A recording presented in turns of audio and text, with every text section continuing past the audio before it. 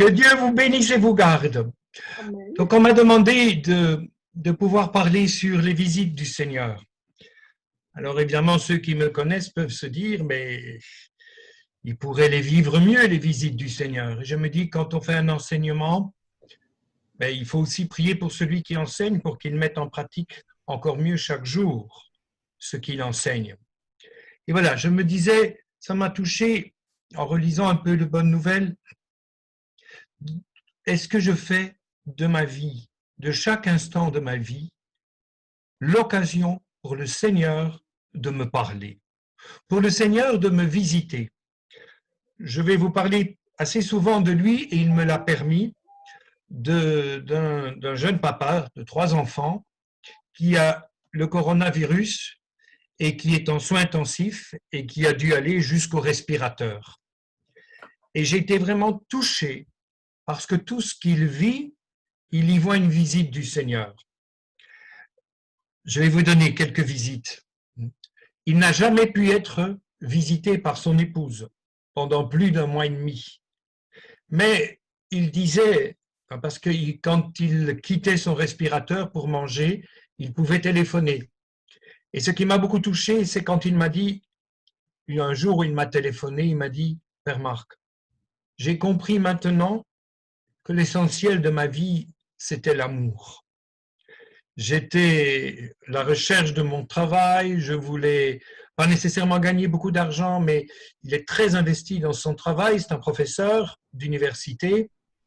Et il disait, mais maintenant, je me rends compte que quand je rentrais à la maison, eh bien, j'étais pas dans l'essentiel. Je continuais mon travail, mais ma femme et mes enfants.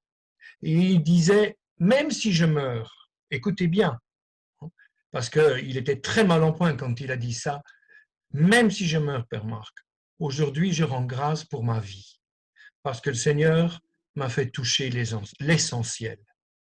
J'ai compris que l'amour était essentiel.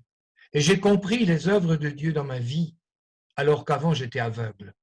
Et c'était quelqu'un qui était sur un lit, malade, avec un respirateur. Donc il était vraiment très loin. Et je me dis, mes frères et sœurs, est-ce que je fais vraiment de chaque événement de ma vie une visite, ou plutôt je permets à Dieu de faire de chaque événement de ma vie une visite? Je dois dire que ce confinement n'est pas toujours facile. Vous le savez tous aussi bien que moi que ce n'est pas simple de ne pas pouvoir rencontrer ceux qu'on aime, de ne pas pouvoir écouter ceux qu'on aime. Néanmoins, je me suis dit, j'ai vu des visites du Seigneur. J'ai pris contact avec des gens. Je pense surtout à une femme que j'ai découvert et je me dis, si je n'avais pas connu le confinement, je n'aurais jamais découvert une femme aussi, comment dirais-je, spirituelle, aussi forte dans sa vie spirituelle. Et je me dis, mais voilà, mes frères et sœurs, est-ce que nous acceptons que chaque événement, joyeux ou malheureux, soit la possibilité pour moi de recevoir de la part du Seigneur une visite? Et voilà, on peut peut-être se demander, mais tiens, maintenant que vous avez vécu l'effusion de l'Esprit samedi soir, je me dis, mais est-ce que vous allez, et moi aussi, bien sûr, parce que aussi je l'ai vécu d'une manière ou d'une autre, pas avec vous, mais je l'ai vécu en communion avec vous, mais est-ce que maintenant, je me rends compte que le Seigneur vient me visiter à chaque instant de ma vie? Je me dis, c'est vrai que parfois nous souffrons, et il y en a qui souffrent beaucoup, mais il y en a qui étalent leur souffrance, mais qui oublient que c'est le lieu d'une rencontre avec le Seigneur. Le Seigneur ne veut la souffrance de personne. Est-ce qu'il voulait la souffrance de ce jeune papa sur un lit, sachant qu'il pouvait peut-être mourir? Non. Dieu ne veut pas le mal. Il ne visite pas un homme en faisant le mal, mais il visite un homme au cœur de ce qui est difficile, au cœur de ce qui est douloureux, au cœur du mal. Et lui peut apporter une grâce. Et je me dis, pour ici, pour ce jeune homme, ben c'était la grâce de voir sa vie sous le regard de l'amour.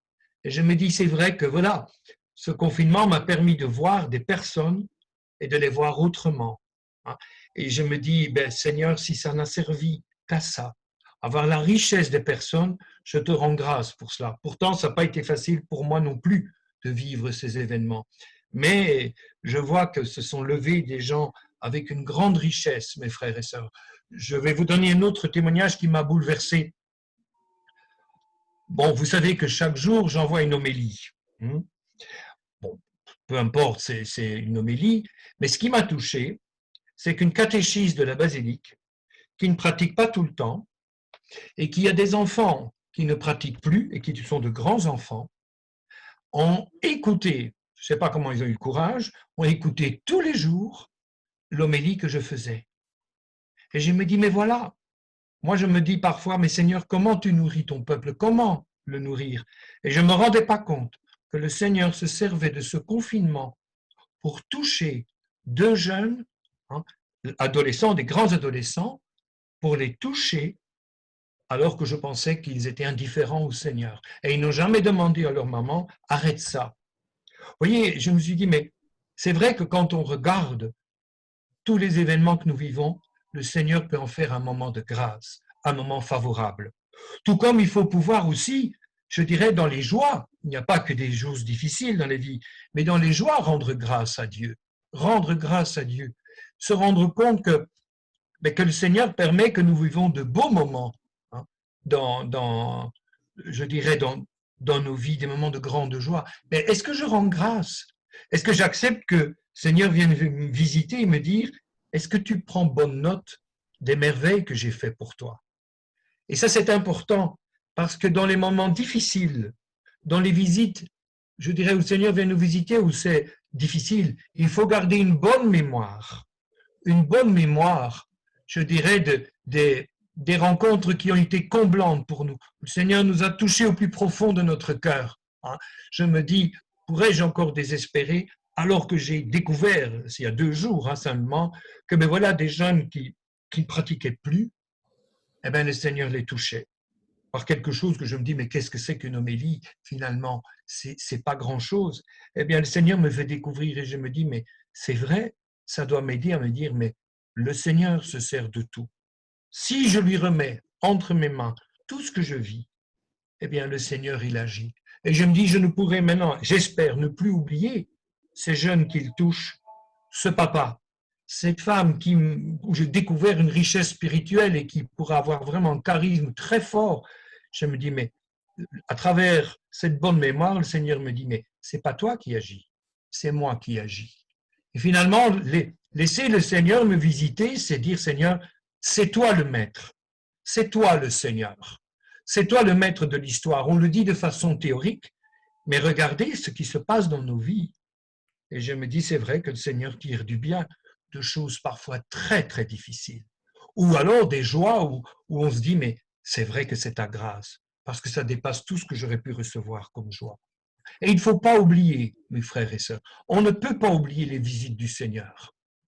Il faut garder une bonne mémoire, parce que souvent, quand c'est plus difficile, on a tout oublié.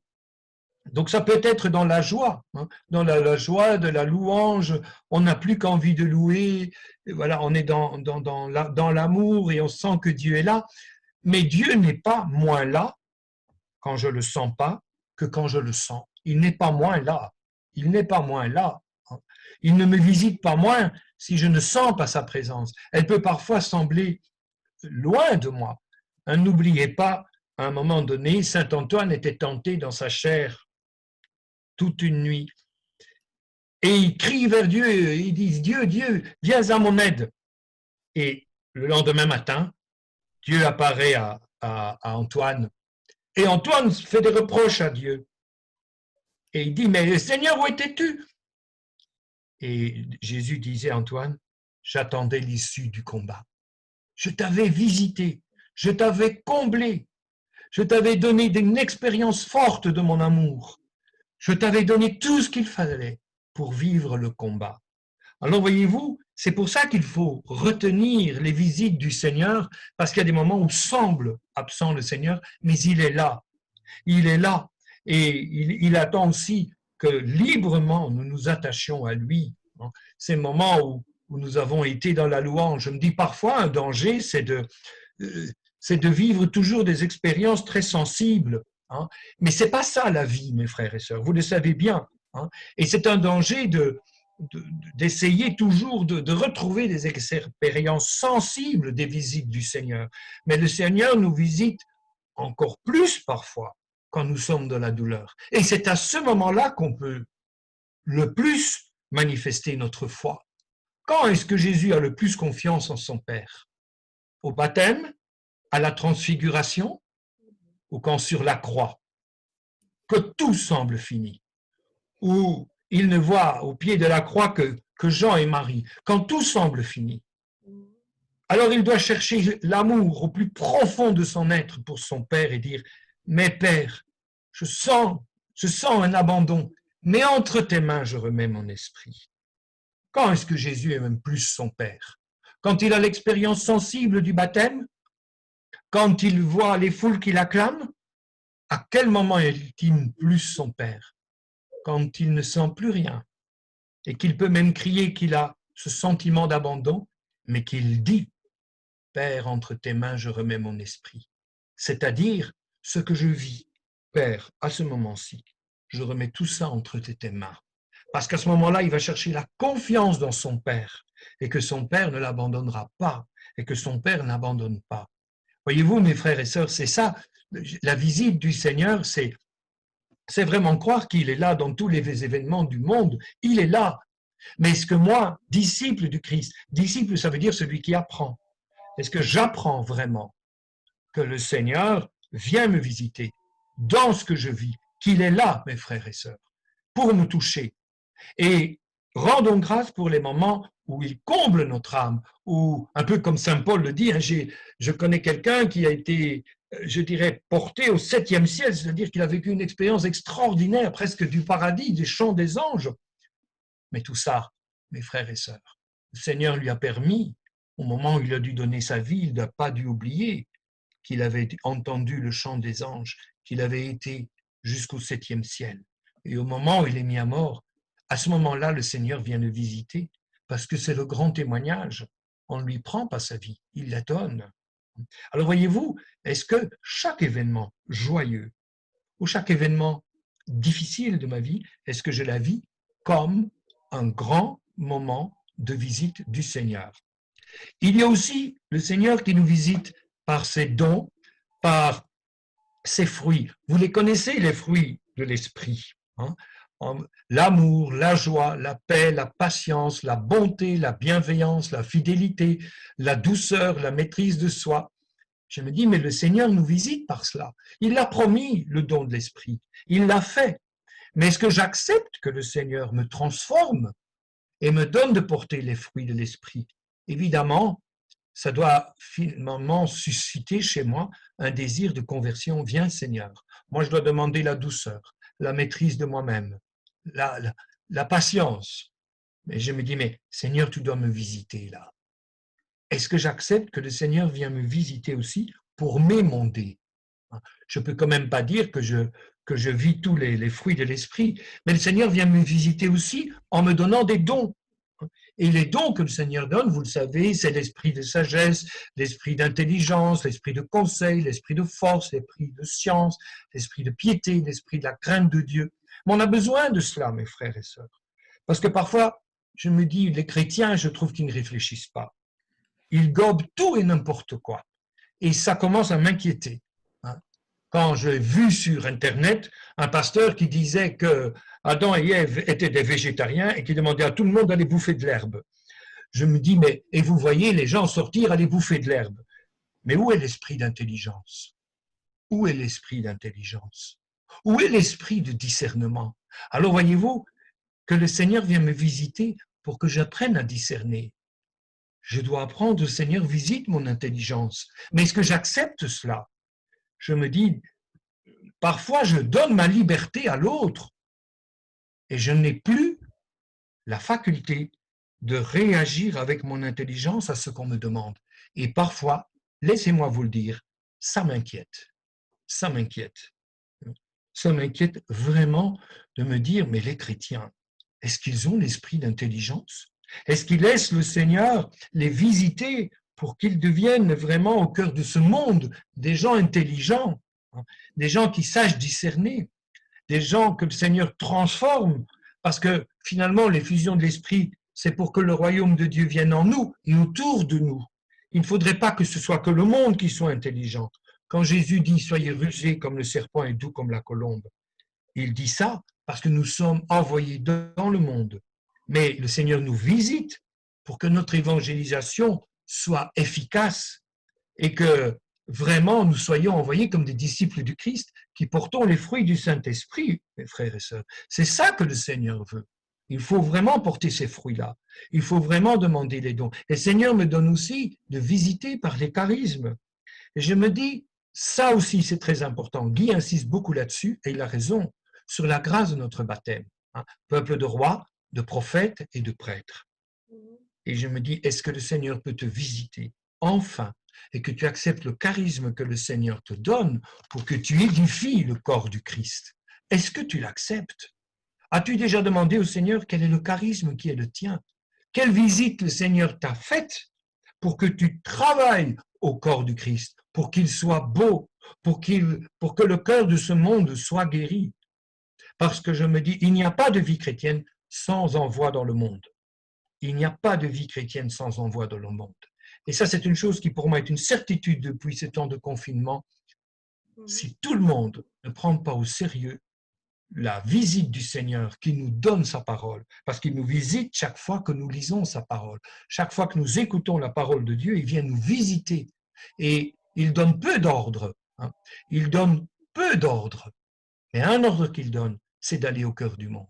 Et on a besoin pour ça des fruits, pour que notre vie soit belle. On a besoin des dons pour vraiment être intelligent au cœur de ce monde et pour être, je dirais, dans la crainte de Dieu, savoir que Dieu est là dans tout ce que nous avons à faire, et les charismes pour vraiment être efficace, entre guillemets, grâce à Dieu au cœur de ce monde. Et donc, je dirais aussi, mes frères et sœurs, dans toutes ces visites, il y a une chose qu'il faut apprendre. C'est aussi, et Germaine l'a dit un petit peu dans sa prière, le Seigneur vient me visiter. Et il vient me visiter dans des moments parfois difficiles. Mais je me demande, oui, c'est une chose qui m'est apparue clairement et que j'ai redit souvent dans les homélies de ce temps de confinement. Il faut apprendre à demander la prière à ses frères et sœurs. Ça fait partie de l'humilité, mes frères et sœurs. Sur le chemin de Jéricho, l'aveugle-né était assis, c'est vrai, comme un peu une attitude de retrait, mais il criait « Jésus, fils de David, aie pitié de moi ».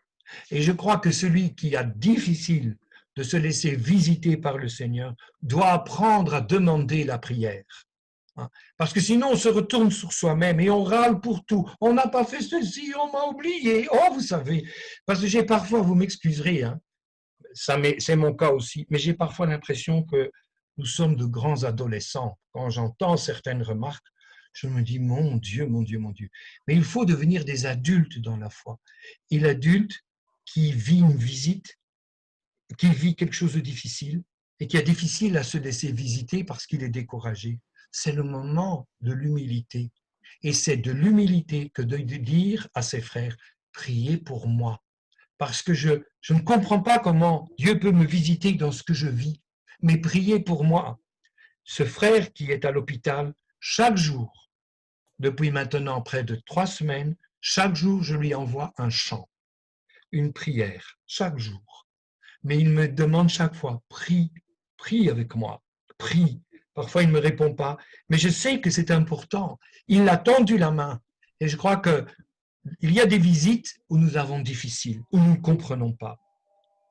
Mais nous avons reçu des frères et des sœurs pour nous aider à voir clair comment Dieu nous visite quand nous vivons la croix, mes frères et sœurs. C'est important. Et donc, savoir demander la prière fraternelle. Et je terminerai par ceci. J'ai encore 2-3 minutes là? Oui, je terminerai par ceci, parce que ça me semble fondamental. Nous sommes des hommes et des femmes de l'espérance. J'ai été très touché par ceci, mes frères et sœurs. Marie, elle est au pied de la croix. C'est aujourd'hui le texte de Marie au pied de la croix, en Saint Jean. Elle est la seule qui, lorsqu'elle voit la croix, médite, je crois, dans son cœur, Isaïe, c'est nos plaies dont il est chargé. Et dans ces plaies, nous trouvons la guérison. Je crois que la visite du Seigneur n'est possible que si nous comprenons une bonne fois pour toutes dans notre vie qu'en tout cas, la victoire de l'amour est certaine. Et cette expression, la victoire de l'amour est certaine, vient d'un homme qui m'a beaucoup touché, c'est de Dietrich Bonhoeffer. Dietrich Bonhoeffer s'est élevé contre le régime nazi et il a été pendu. Écoutez bien, juste avant d'être pendu, il a écrit une lettre à un évêque anglican près de Londres. Il savait comment allait terminer sa vie. Mais voilà ce qu'il a écrit. En tout cas, la victoire de l'amour est certaine. Mes frères et sœurs, celui qui vient te visiter ce soir, celui qui vient te visiter chaque jour dans ce que tu vis, c'est celui dont l'amour est victorieux. Ça, c'est l'espérance. Celui qui vient te visiter, c'est Jésus, dont le nom veut dire le Seigneur sauve, et sa victoire, elle est certaine. Pas peut-être, mais certaine. Et nous devons devenir des hommes et des femmes de foi, parce que celui qui vient nous visiter, c'est celui qui est mort sur la croix et qui est ressuscité et qui nous envoie l'Esprit Saint pour que cette victoire de l'amour fasse œuvre dans notre vie.